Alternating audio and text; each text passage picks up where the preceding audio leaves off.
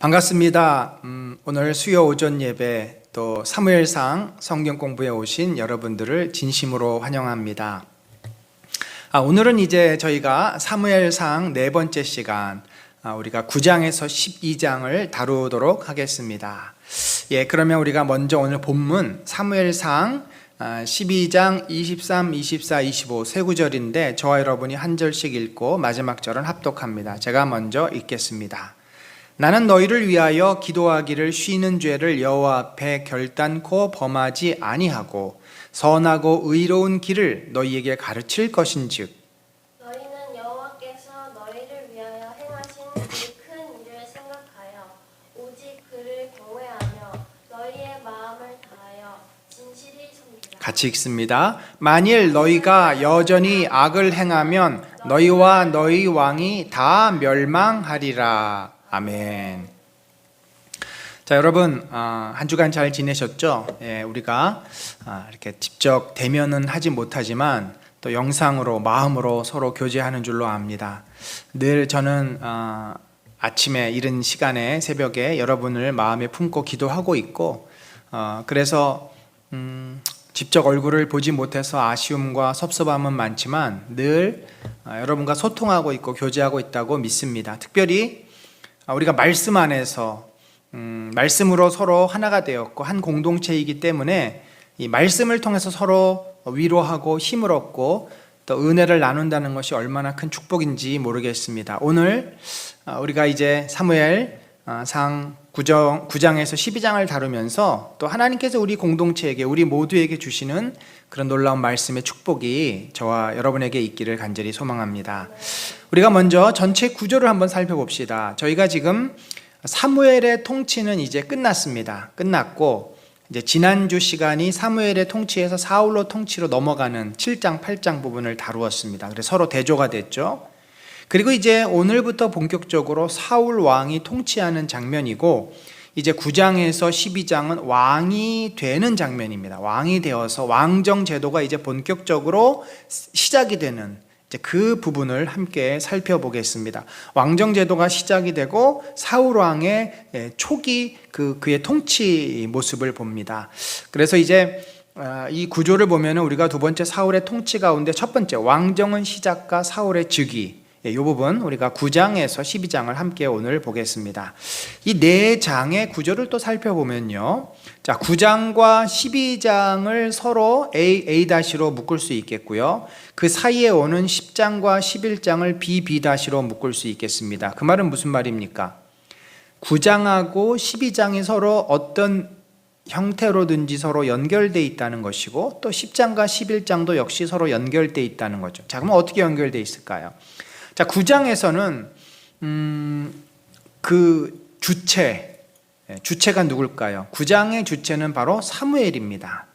물론 사울이 지금 자기 아버지의 암나기들을 찾아다니지만 결국 누구에게 왔습니까? 사무엘에게 왔고 그 사무엘이 사울을 만나서 모든 대화의 이제 주도권을 가지고, 그러니까 그 스토리가 사울로부터 시작이 됐지만 결국 사울을 만나서 이제 사무엘이 어떻게 그를 대하는지가 이 9장의 중요한 내용이죠. 그리고 마지막 이제 12장에 보면은 결국 사울을 왕으로 세우고 나서 사무엘이 이제 마지막 그 이야기를 합니다. 그 이야기는 법적인 어떤 법정에서 하는 그 변론이 되기도 하겠고 또 사사로서 또는 제사장으로서 이스라엘 백성에 대한 마지막 설교, 가르침이라고 해당될 수도 있겠습니다. 어쨌든 12장은 이 왕정제도에 대한 사무엘의 가르침을 담고 있습니다. 그런 의미에서 자 9장은 사울을 만난 사무엘에 대한 이야기라면 12장은 그것보다는 좀 더 발전된 형태로 그 만났던 사울을 왕으로 세운 사무엘이 이제 그들에게 어떤 가르침을 주는가 하는 내용. 그래서 굳이 관계를 설명하면 A와 A-는 발전적인 형태다. 서로 병행이 될 수도 있어요. 반복되는 구조. 그 다음에 서로 반대가 될 수도 있지만 여기서는 이것이 발전되는, A와 A-는 더 내용이 풍성해지고 더 자세하게 설명되는 그런 구조를 가지고 있습니다. 그러면 B와 B-도 그렇게 설명할 수가 있겠죠. B와 B-도 자, A와 A-가 9장과 12장의 주체는 사무엘이라고 한다면 10장과 11장의 주체는 사울이 됩니다. 그리고 10장에 나와 있는 내용을 11장이 좀 더 자세하게 설명해주는 발전적인 형태. 그래서 오늘 구조는 두 장씩 묶여지는데 샌드위치 구조가 됩니다. 그런데 그 앞과 뒤의 관계는 발전적인 형태다. 자, 10장에서 사울은 드디어 왕으로 사무엘로부터 기름 부음 받아 세워집니다. 그런데 10장의 내용을 좀 이따 보겠지만 왕으로서 세워졌을 때 그 초기의 모습은 정말 못난 왕, 저 사람을 어떻게 왕으로 세워할 만큼 정말 자격이 없어 보이는 그런 모습을 보입니다만 11장에 이르러서야 비로소 암몬과의 전쟁을 승리로 이끄는 모습을 통해서 이제 많은 사람들이 사울을 진정한 왕으로 인정을 합니다. 그래서 우리가 이 9장, 10장, 11장, 12장을 이런 구조로, 그러니까 A, B, B-A- 샌드위치 구조인데 A와 A-는 사무엘에 관한 내용이고 B와 B-는 사울에 관한 내용인데 앞에 A와 또 B와 또 A-와 B-의 관계는 앞에 것이 뒤에 가서 더 자세히 설명된다. 이런 발전적인 관계다. 여러분이 이렇게 오늘 우리가 9장에서 12장을 살펴보도록 하겠습니다. 자, 9장의 스토리는 어떻게 보면은 굉장히 뭐 이런 얘기를 여기다가 써. 그냥 이 얘기는 사울이 아버지 나귀를 찾다 못 찾아서 사무엘에게 갔다. 이렇게 그냥 한 줄로 설명해도 되는데 굳이 뭐 배경 설명을 이렇게 장황하게 쓰는가라고 생각할 수도 있습니다. 그런데 우리가 이렇게 생각하시면 됩니다. 하나님께서 모든 역사를 주관하고 계시는데 실제 그 역사를 살아내는 주체는 누구예요? 우리들입니다. 지금 사울은 무엇을 위해서 그 에브라임 산지를 헤매고 다닙니까? 사무엘을 만나러 다니는 게 아니에요. 그에게는 사무엘이라는 이름이 전혀 없습니다. 그의 목적은 뭐예요? 자기 아버지 기스가 귀하게 여기는 그 나귀들을 찾으러 가는 것밖에 없습니다. 그래서 그는 온 에브라임 산지를 헤매고 다녀요. 그런데 결국 나귀를 그가 찾습니까? 찾지 못합니까? 못 찾습니다. 그 나귀를 어디 가서 찾아요? 결국 허탕을 치고, 야, 큰일 났다. 이거 아버지가 걱정하실 텐데 어떻게 하냐? 그랬더니 그의 몸종이 제안을 합니다. 저기 라마에 가면은 선견자가 계십니다. 이 선견자는 선지자와 같은 말이에요. 선견자, 선지자 같은 말입니다. 하나님의 계시를 받아서 미래의 일들을 미리 말해주는 예지력이 있는 그런 선견자가 계십니다. 혹시 그에게 가서 우리가 나귀를 찾는데 어디로 가면 나귀를 찾을 수 있습니까? 라고 물으면 그가 알려주지 않겠습니까? 자, 시작은 사울의 그 가정적인 문제, 이제 나귀를 잃어버린 삶에서 누구나 일어날 수 있는 문제. 뭐 오늘날 우리로 하면 차를 도난받았다든지, 내가 타고 다니던 좋은 차를 누가 훔쳐갔다든지, 아니면 차가 뭐 고장났다든지, 근데 고장나는 게 너무 심해서 이 어디 가서 고쳐야 될지 모르는 뭐 그런 어떤 일상적인 상황인데, 그런데 그가 그걸 통해서 결론은 뭐예요? 누구를 만납니까? 사무엘을 만나는데, 왜 사무엘을 만나는 게 중요해요? 사무엘이 당시에 모든 이스라엘 백성이 원하는, 요구하는 왕을 세워달라고 하는 그 결정권, 그 주도권을 가지고 있는 자였기 때문입니다.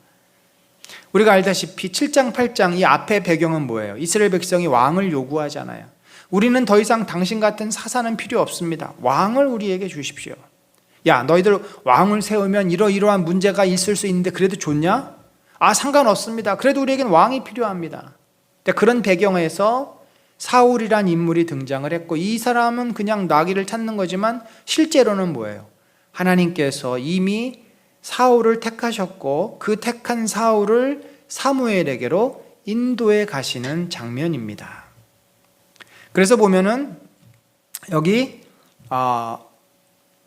하나님께서 이제 드디어 사울이 라마성으로 들어왔을 때 사무엘에게 그 전날 미리 말씀을 하세요. 뭐라 그래요? 내일 이맘때 내가 베냐민 땅에서 한 사람을 내게로 보내리니 너는 그에게 기름을 부어 내 백성 이스라엘의 지도자로 삼으라. 그가 내 백성을 블레셋 사람들의 손에서 구원하리라. 내 백성의 부르짖음이 내게 상달되었으므로 내가 그들을 돌보았노라. 자, 여러분, 이 말씀 속에서도 여러 가지 질문이 있을 수 있는데, 하나님께서 사무엘이 밥 먹을 때 오셔가지고 이야기를 해주신 걸까요? 아니면 언제 이렇게 말씀을 해주신 걸까요? 우리가 두 가지를 생각해 볼 수 있습니다. 하나님의 임재는 물론 하나님께서 항상 임재하시지만, 그가 사무엘이 하나님에게 들을 귀를 가졌을 때, 그때가 언제일까요? 바로 기도 시간이겠죠. 기도할 때 하나님께서 그 마음에 어떤 음성을, 마음에서 깨달을 수 있는 음성을 들려주셨든지, 그것도 좀 잘 이해가 안 되잖아요. 그러면 사무엘은 저렇게 늘 하나님하고 직통, 계시를 받는 사람인가요? 그럴 수도 있고 그게 아닐 수도 있겠죠. 그러면 언제일까요? 바로 그가 또 자다가 꿈속에서 하나님께서 계시를 주셨을 수도 있겠죠. 어떤 형태로든지 하나님께서는 사무엘하고 소통을 하십니다. 하나님의 말씀이 그에게 임합니다. 근데 우리가 나중에 다윗을 기름 부어 왕으로 세울 때를 본다면 꼭 꿈이라기보다 그가 하나님의 얼굴을 구하고 영적으로 맑은 상태에서 하나님 앞에 섰을 때 하나님께서 그 마음에 말씀을 주시지 않았겠는가라고 생각을 해봅니다. 자, 그러면 사울은 나귀를 찾으러 이제 사무엘에게 왔지만 하나님께서는 그를 이스라엘 백성의 지도자로 세우기 위해서 사무엘을 만나게 하신 거죠. 사울을 인도하셨고 사무엘에게는 저가 너희의 이스라엘 백성의 지도자가 될 자다 알려주신 겁니다. 자, 이 하나님의 섭리, 하나님의 인도하심이 있다는 겁니다. 우리는 사실은 그거를 잘 모릅니다. 사울은 자기가 하나님의 인도를 받고 있다는 것을 알까요? 모를까요? 모릅니다. 그러나 영적으로 깨어서 기도하는 자는 그런 섬세한 하나님의 인도를 알게 되는 겁니다. 영적으로 어두운 자는 내가 이렇게 살지만 그 속에 하나님께서 나를 보호하고 계시고 지켜주신다는 것조차 모를 수도 있어요. 그래서 인간이 어리석은 것입니다. 여러분, 하나님은 우리가 죄를 짓는 순간에도 우리를 놓지 않고 기다리신다는 것을 기억하셔야 됩니다. 바로 이 왕정 제도 자체가 그래요. 이스라엘이 범죄했지만 하나님은 그 이스라엘의 범죄를 선으로 만들어 가십니다. 왜 하나님께서 왕정 제도를 허락하셨을까요? 왜 사울을 왕으로 세워주셨을까요? 나중에 사울은 하나님을 배반하고 하나님에게 벌을 받습니다. 그거 다 아시면서도 왜 사울을 택하셨을까요? 여러분, 우리가 신앙생활할 때 이걸 아셔야 됩니다. 하나님은 모든 걸 아니까 모든 걸 다 결정하고 하나님이 모든 걸 다 미리 각본에 따라서 우리를 이끌고 가신다라고 생각하시면 안 됩니다. 하나님은 그럴 능력이 있는 분이지만 우리를 그렇게 기계처럼 다루시지 않아요. 하나님의 대안은 100가지도 넘습니다. 우리가 반응하는 100가지에 따라서 스토리를 얼마든지 바꿀 수 있는 분이 하나님이세요. 그게 바로 인격적이라는 것입니다. 하나님께서는 우리에게 늘 기회를 주십니다. 사울에게도 기회를 주셨어요. 그래서 그것을 기회를, 그 약속, 인격적인 약속을 하고 그것을 지키느냐 지키지 않느냐는 그 언약이죠. 언약을 지키느냐 지키지 않느냐는 우리 몫입니다. 우리가 하나님을 신뢰하고 신실한 믿음으로 언약을 지키면 하나님이 약속하신 대로 하나님의 축복과 하나님의 놀라운 능력을 허락하시지만, 우리가 하나님을 신뢰하지 않고 언약을 깨고 내 마음대로 살면 거기에 합당한 책임을 우리가 지게 돼 있습니다. 자, 하나님께서 사울을 허락하신 것은 이스라엘 백성이 비록 잘못된 동기로 하나님께 왕을 구했지만 그들에게 분명 지도자가 필요했기 때문입니다. 여러분, 당시에 이스라엘 백성은 가나안 땅에 이제 하나님의 인도를 받아서 들어오지 않았습니까? 여호수아와 그 12지파 족장들이 또 하나님의 법궤를 이끌고 드디어 가나안 땅에 들어왔고 가나안 땅을 정복했습니다만, 사실 그 땅이 젖과 꿀이 흐르는 땅이지만 하나님의 늘 은혜가 임하지 않으면 그 땅은 좋은 땅이다 보니까 적들의 공격과 약탈의 대상이 될 수밖에 없습니다. 이 가나안이라고 하는 팔레스틴 지역이라고 하는 것은 저 북쪽과 남쪽의 길목입니다. 따라서 모든 나라들이 동서남북에서 올 수가 있어요. 심지어 동쪽은 고원지대이기 때문에 그 나라를 내려다봅니다. 서쪽은 배 타고 들어올 수 있습니다. 북쪽에서는 내려옵니다. 남쪽에서는 올라갑니다. 그래서 언제든지 침공을 받을 수 있는 위치가 바로 가나안 땅입니다. 마치 우리 대한민국처럼. 우리 대한민국이 얼마나 역사적으로 침공을 많이 받습니까? 북쪽에서 내려오죠. 일본이 들어오죠. 자, 이런 그러한 그 가나안 땅의 지정학적인 특성상 하나님의 은혜가 아니면 이스라엘 백성이 그 땅에서 평안히 산다는 것은 불가능합니다. 늘 주변에 적들이 그들을 괴롭혀 왔습니다. 따라서 하나님께서는 하나님을 경외하고 하나님의 은혜를 입어야 할 수 있는 지도자, 깨어있는 지도자가 필요했는데 그동안은 누가 그 역할을 했어요? 사무엘이 했죠. 사사라는 직임으로. 그런데 사사와 왕의 차이점은 사사는 임시직입니다. 전쟁이 필요할 때만, 나머지는 자치적으로 그 족장들끼리, 그러니까 지파별로 자치를 이루고 사는 거예요. 요즘 여러분 이스라엘이 이 키부츠 공동체가 자기 자치구잖아요. 경제 공동체잖아요. 마치 그런 것처럼 살도록 되어 있었는데 왕이 되면은 왕은 항상 상설기구니까 항상 이스라엘 백성을 통치하는 그런 눈에 보이는 왕을 요구했는데 하나님께서 사울을 허락하셨을 때는 여기 16절에 보니까 이렇게 돼 있어요.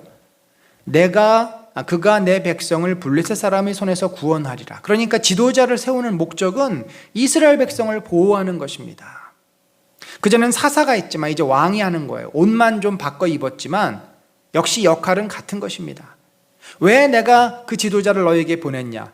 내 백성의 부르짖음이 내게 상달되었기 때문이다. 지금 사실 계속 이스라엘 백성이 수탈을 당하고 있고 억압을 당하고 있어요. 계속 괴로움을 당하고 있습니다. 블레셋 사람들이 이스라엘 그 안방까지 들어와 가지고 여러분 생각해 보세요. 적들이 안방까지 들어와서 뭐 도와주겠습니까? 남의 집 농사 지면 다 가져가고 잡아가고 마치 폭군처럼 그러고 휘젓고 다니는 거예요. 그걸 막을 힘이 없어요. 이스라엘이 막을 힘이 없어요. 그래서 자기 딸이, 자기 자녀가 잡혀가는 것을 보호하지를 못하는 거예요. 그런 아주 고통스러운 상황들이 계속 이스라엘 땅에 벌어지고 있었습니다. 그러자 하나님께서 사울을 보내신 거고, 사무엘은 왕정 제도 자체는 하나님 뜻이 아니지만 이 사울을 하나님께서 세우셨으니 이 사람이 또 이스라엘 백성을 구원하리라 기대감으로 그를 환대합니다. 처음 보는 청년이었지만 이 노 지도자가, 사실 그 당시에 사무엘 하면 이스라엘 백성이 가장 서열 1위 아닙니까? 그가 사울을 환대해주고, 또 그 당시 라마의 그 지도급 인사 약 30명이 제사를 드리거나 식사를 하는데, 그 중에서도 가장 자기에게 할당된 좋은 고기, 넓적다리 고기, 좋은 고기를 사울에게 주고, 그 얘기 뭐예요? 사울을 이제 왕될 사람으로 존중해 주는 거죠. 그렇게 사무엘이 환대를 합니다. 그리고 이제 10장에 넘어와서 드디어 이제 사무엘이 그를 환대했어요. 하나님께서 그가 왕이 될 것이다 인도해 주셨기 때문에 그를 영접하고 환대했습니다. 그리고 드디어 그 얘기 어떻게 했어요? 시종은 먼저 가라 그러고 조용히 머리에 기름을 붓습니다. 이 기름을 붓는다는 것은 하나님께서 택하셨다는, 성령이 그를 주장하고 계시다는 특별한 의미죠. 고대시대 제사장, 왕, 선지자만 기름 부음을 받습니다. 그리고는 그에게 이 기름만 덜렁 부으면은 뭐가 없잖아요. 뭐 기름 왜 부었지? 그가 왕으로 부르심을 받은 증거들 몇 가지를 보여줍니다. 너가 이제 기브온으로 올라가면은 그 가는 길에 사람들을 만날 텐데 그 사람들이 떡덩이를 너에게 2덩이 줄 것이다. 그리고 또 네가 선지자들을 만날 텐데 너도 그 무리에 합류가 돼서 너가 예언을 하는, 성령의 임재를 경험하고 예언을 하게 될 것이다. 뭐 이런 여러 가지 그 앞으로 사울에게 벌어질 일들에 대해서 미리 알려줍니다. 아마도 이 사람들이 떡덩이를 가지고 가다가 왜 사울에게 갑자기 주겠어요? 그것은 앞으로 네가 왕이 될 것이고 왕으로서 백성들에게 이제 세금을 받고 공개를 받게 됨을 이제 상징적으로 보여주는 거죠. 또 성령이 그에게 임해서 그가 새 영을 받고 마음이 뜨거워지고 예언을 하고, 이것은 뭐예요? 왕은 바로 하나님의 영의 인도를 받는 자임을 알게 해줍니다. 자, 그렇게 얘기를 하면서 아주 매우 중요한 얘기 하나를 합니다. 사무엘은 매우 중요한 이야기를 하는데 근데 사울은 이것을 귀담아 듣지 않습니다. 여러분, 우리가 남의 이야기를 귀담아 듣는 것이 매우 중요한데, 저도 이렇게 보면은 저희 아내하고 우리 아이들하고 혹은 성도들하고 얘기하다가 귀담아 들을 때는 제가 그것을 마음에 품고 또 그대로 하기도 하고 그것을 소중하게 이렇게 여기고 기억하고 하는데, 귀담아 듣지 않을 때는 제가 잊어버려요. 언제 그런 얘기했어? 말한 사람 입장에서는 황당한 거죠. 무슨 중요한 이야기를 했는가? 자, 여기 6절 7절에 보면은 내게는 여호와의 영이 크게 임하리니 너도 그들과 함께 예언을 하고 변화의 세 사람이 되리라. 사실 지금 사울의 입장에서는 왕의 직분을 감당하기에는 너무나 마음도 그렇고 모든 것이 부족했어요.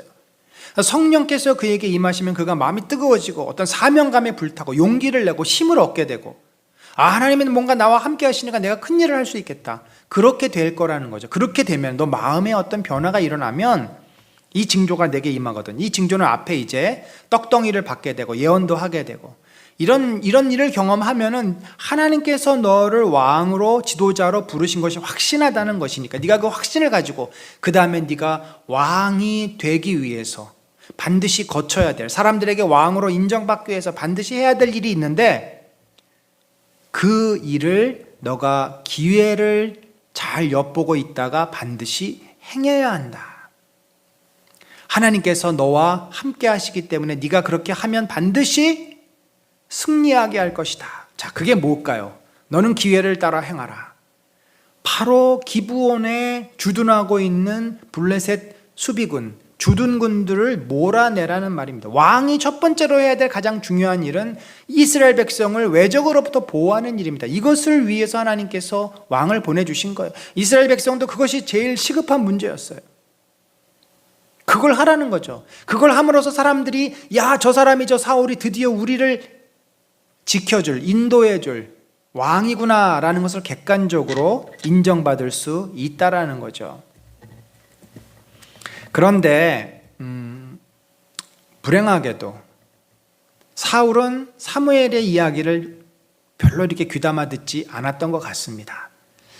아마도 자기에게 지금 경험되는 많은 일들이 도대체 이게 뭐지 하면서 우왕좌왕했는지도 모릅니다.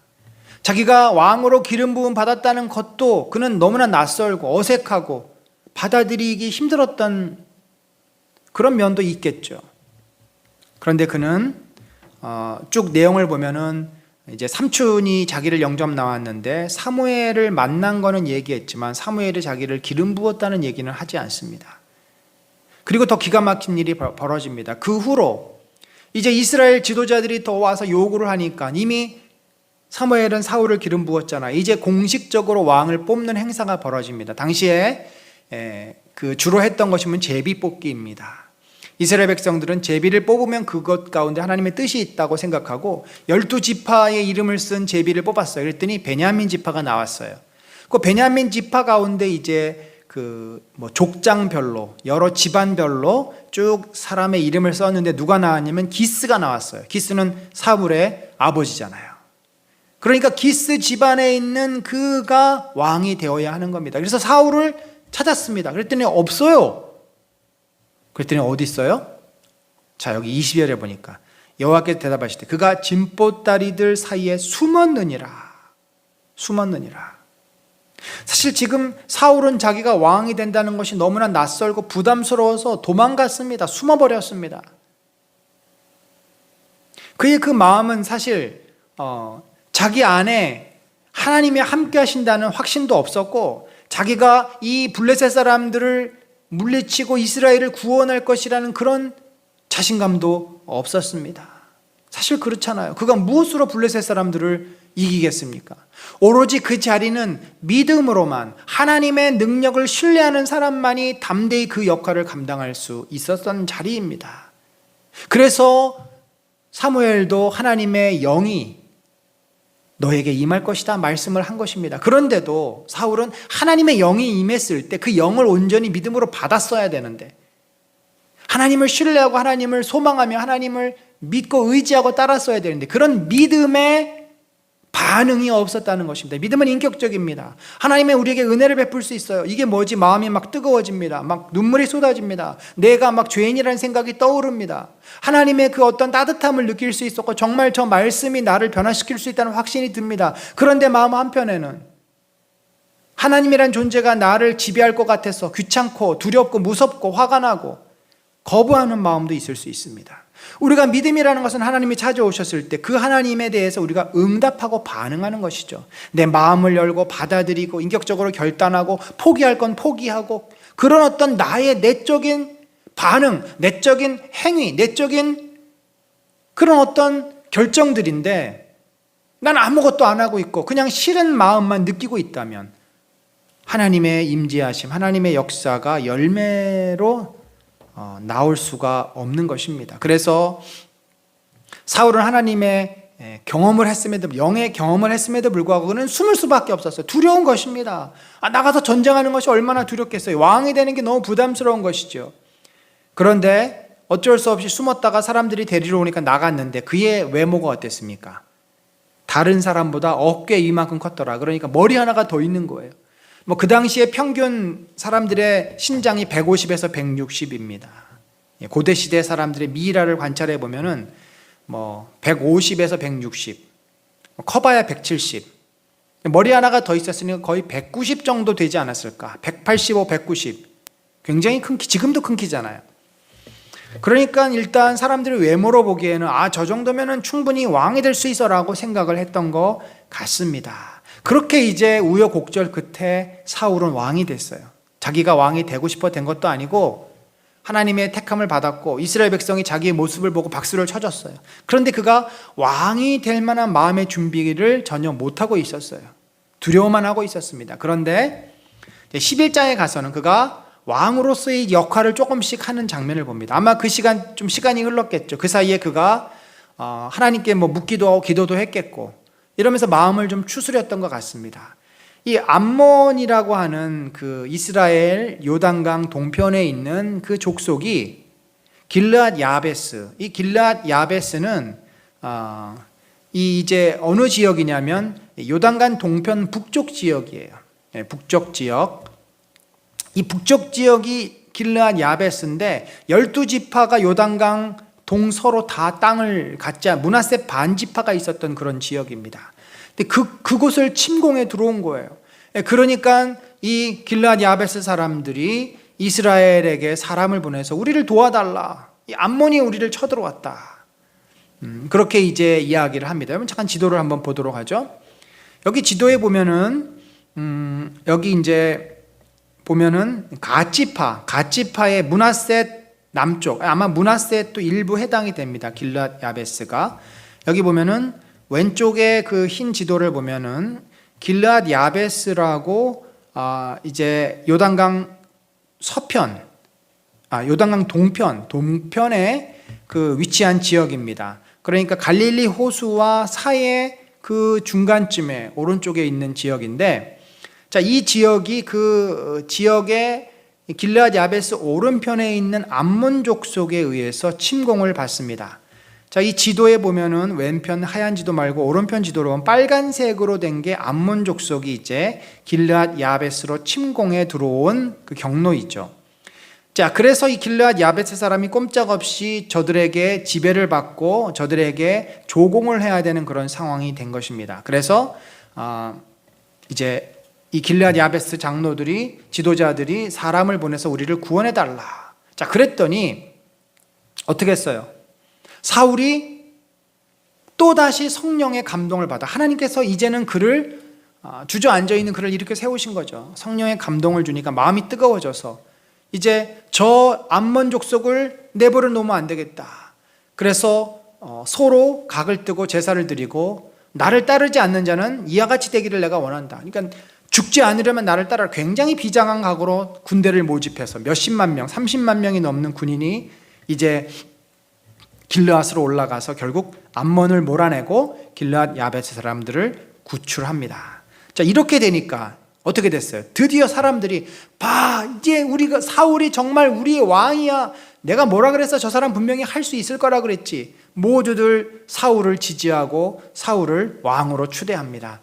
물론 그 전에 사울이 처음으로 왕이 되었을 때 삐딱하게 보는 자들이 있었어요.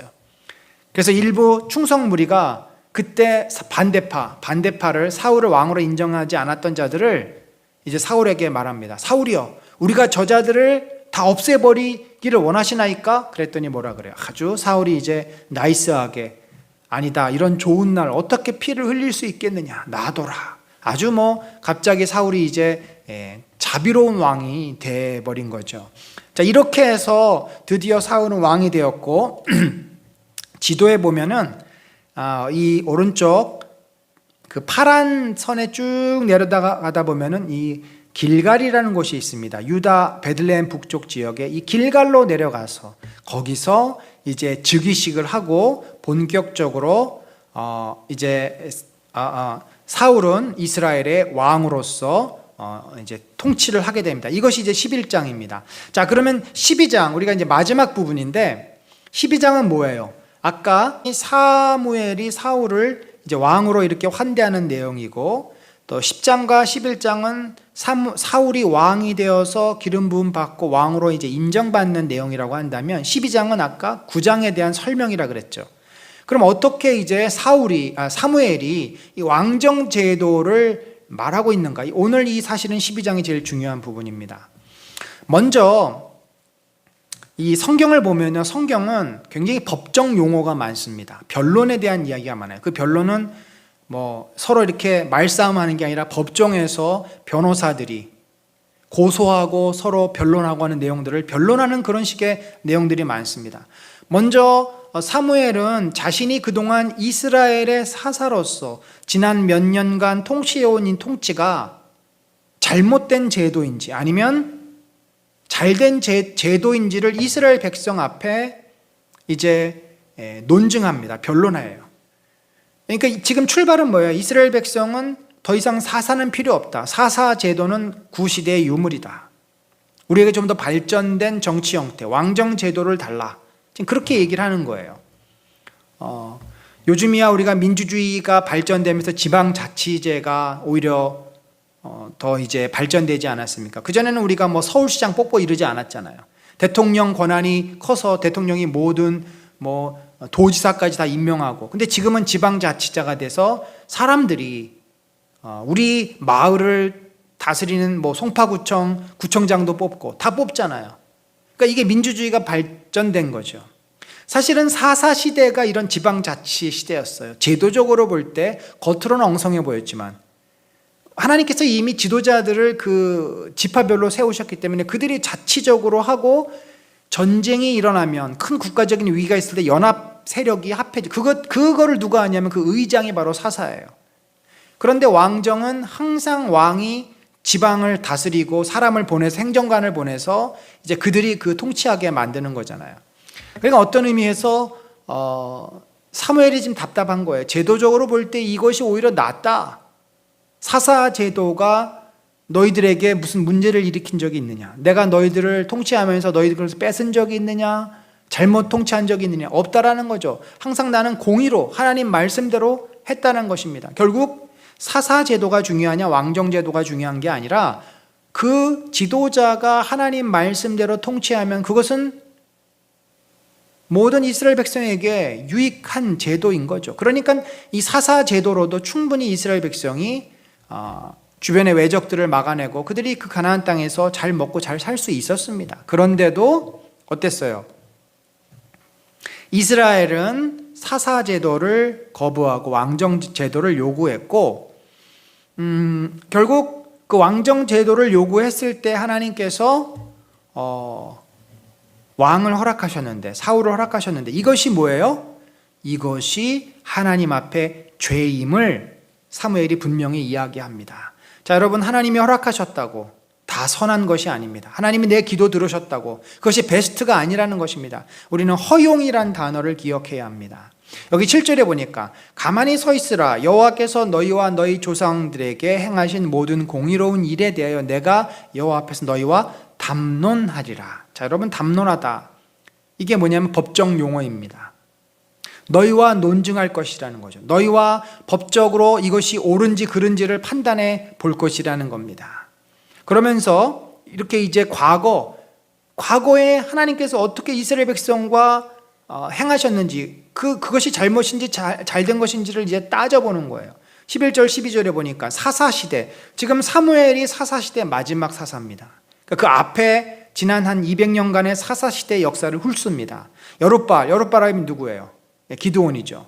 여룻바알과 베단이라고 하는 사사는 성경에 나와 있지 않지만 아마도 그 당시에 어느 지방에서 활동했던 사사로 봅니다. 입다와 나 사무엘을 보내서, 그러니까 사사 여러 사람을 보내서 너희를 너희 사방 원수의 손에서 건져내사 너희에게 안전하게 살게 하셨거늘. 그렇죠? 기드온이 미디안을 쫓아냈습니다. 입다가 또 사무엘이 블레셋을 쫓아냈습니다. 그래서 안전하게 지나게 하셨잖아요. 그런데 너희가 암몬 자손의 왕 나하스가 너희를 치러 옴을 보고 너희 하나님 여호와께서는 너희의 왕이 되심에도 불구하고 너희가 내게 이르기를 아니라 우리를 다스릴 왕이 있어야 하겠다 하였도다. 아마 그 당시 이 암몬 세력이 커지면서 나하스가 계속 이스라엘을 이제 노리고 있었던 거죠. 이 사실을 이스라엘 백성들은 느끼고 이제 왕을 요구했던 것입니다. 그런데 이미 그들의 왕은 누구예요? 하나님이십니다. 그리고 사사는 하나님께서 직접 통치하는데 그 전쟁을 행하기 위해서, 이끌기 위해서 세우신 주님의 사람이에요. 이것이 분명히 왕을 요구한 것은 죄다, 잘못된 거다라는 것은 분명히 사무엘이 얘기하고, 너희가 잘못했기 때문에 하나님의 이 벌을 받아야 된다. 오늘은 밀베는 때가 아니냐. 내가 여호와께 아뢰리니 여호와께서 우리와 비를 보내사 너희가 왕을 구한 일 곧 여호와의 목전에서 범한 죄악이 큼을 너희에게 밝히 알게 하시리라. 이것이 죄라는 것을 너희들이 깨닫고 알도록 하나님의 징계가 있을 거라는 겁니다. 말로만 이것이 죄다 그러면 그 사람들이 잘 모르는 거죠. 그래서 그때가 언제냐면 밀베는 때니까 3월에서 6월인데 이때는 건기예요. 그때 비 안 옵니다. 그런데 어떻게 해서 기도를 했더니 하늘에서 천둥이 치고 번개가 치고 우박이 쏟아지고 비가 막 장대비처럼 쏟아져가지고, 그렇게 되면 어떻게 추수를 할 수 있을까요? 없을까요? 추수를 못하면 1년 동안 이들이 굶어야 합니다. 그러니까 이 사람들이 그날에 우리와 비를 보내시니 모든 백성이 여호와 사무엘을 크게 두려워하면서 살려달라고 이제 애원을 하니까 사무엘이 이제 하나님께 다시 기도해서 비는 멎었겠지만, 그런 하나님의 징계하심, 이것이 하나님의 죄임을 하나님께서는 분명히 깨닫게 하십니다. 그러나 이미 허용하셨잖아요. 허용했기 때문에 이제 왕정 제도가 시작을 한 거고 막을 수는 없는데, 그러면 왕정 제도가 잘 돼야 되잖아요. 어떻게 하면 왕정 제도가 이스라엘 백성을 괴롭히지 않고 하나님을 떠나지 않고 왕정 제도를 잘 운영할 수 있을까? 그 방법을 이제 가르쳐 주시는 거죠. 20절에 뭐라고 하나님께서 말씀하시냐면, 사무엘이 백성에게 이르되 두려워하지 말라. 너희가 과연 이 모든 악을 행하였으나, 그렇죠, 잘못한 겁니다. 여호와를 따르는 데에는 돌아서지 말고 오직 너희의 마음을 다하여 여호와를 섬기라. 하나님께서는 사무엘을 통해서 너희가 비록 나를 버리고 왕을 요구했지만 너희가 회개하고 왕이 있더라도 나를 여호와로 경외하고 믿고 나를 온전히 신뢰하면 내가 너희를 내 백성으로 계속 보호하고 지켜줄 것이다. 이미 솔로몬 시대 언약을 맺으셨고 다윗 임금과도 언약을 맺으셨고, 후에도 이제 이런 언약을 맺는데, 이 앞에 아브라함과 계속 모세와 쭉 언약을 맺어온 그 언약을 따라서 하나님께서 항상 자신을 경외하면 지켜주신다는 약속을 하신 겁니다. 그런데 이제 그 앞에 14절 15절에 보면 이런 게 있어요. 너희가 만일 여호와를 경외하여 그를 섬기며 그의 목소리를 듣고 여호와의 명령을 거역하지 아니하며 또 너희와 너희를 다스리는 왕이 너희 하나님 여호와를 따르면 좋겠지만은, 그러니까 긍정적인 거죠. 왕이 있을지라도 그들이 하나님을 거역하고 또 순종하고 말씀을 따르면, 그러면 하나님께서 그들을 보호하시고 왕을 통해서 다스린다는 거예요. 그러나 너희가 만일 여호와의 목소리를 듣지 아니하고 여호와의 명령을 거역하면 여호와의 손이 너희 조상들을 치신 것 같이 사사시대처럼 너희를 다시 치실 것이다. 그래서 왕정 제도가 너희를 괴롭게 할 것이고 너희에게 아무런 득이 되지 않을 것이다.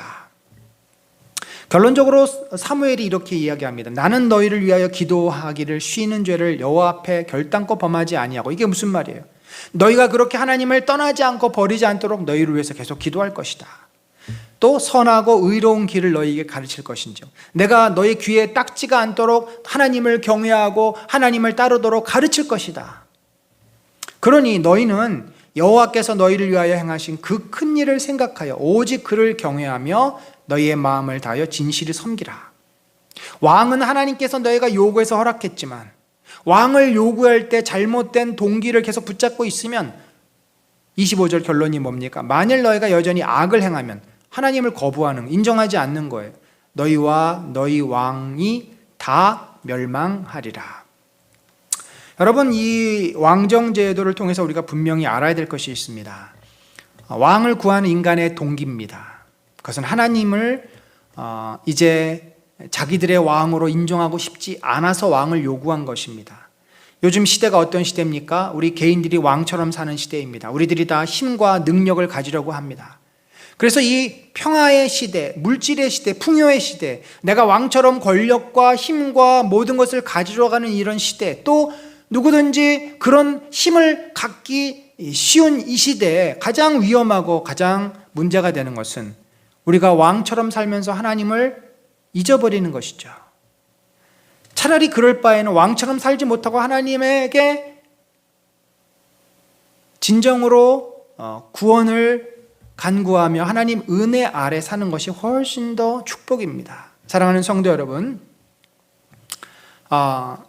우리 안에 그런 마음이 있습니다. 내가 왕이 되고 싶은 마음. 그런데 하나님이 누구십니까? 우리의 진정한 왕은 납니까? 절대 아닙니다. 하나님이 나의 왕이시고 주 예수 그리스도가 왕이십니다.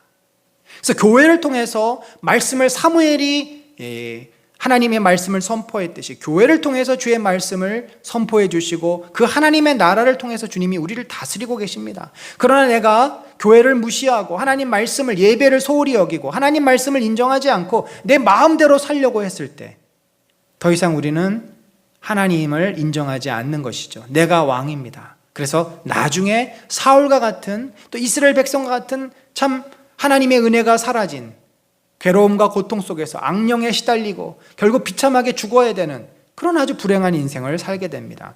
저는 우리 은혜나는 공동체 귀한 성도들이 여호와께서 우리의 왕 되심을, 주 예수 그리스도께서 나의 왕 되심을 고백하며 믿음 안에 살고 있음을 너무나 감사하게 생각합니다. 그러나 우리 안에 숨어져 있는 동기, 여전히 내가 내 왕으로 살고 싶은, 하나님을 밀어내고 예수님을 밀어내고 내 마음대로 하려고 하는 그 속성이 우리 안에 있음을 분명히 깨닫고 늘 이 문제 가지고 기도하고 하나님의 은혜가, 주의 말씀이 나를 다스리고 주의 뜻대로 내가 순종하며 살 수 있는 진정한 하나님을 경외하는 성도가 되게 하여 주옵소서.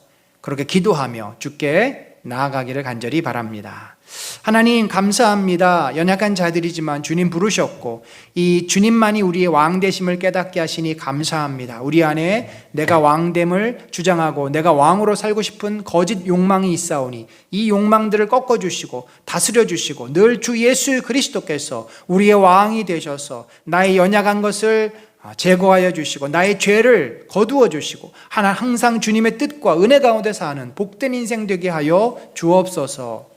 지금은 우리 구주 예수 그리스도의 놀라우신 은혜와 하나님 아버지의 크신 사랑과 성령님의 감화감동 교통하심이 진정으로 주 예수 그리스도만이 우리의 왕 되시고 우리 가정에, 내 일터에, 우리 교회에, 이 나라 이 민족의 온 세상의 열방의 왕 되심을 고백하며 주의 뜻대로 순종하며 살기를 작정하는 심령 위에 지금부터 영원까지 함께 하실지어다. 아멘.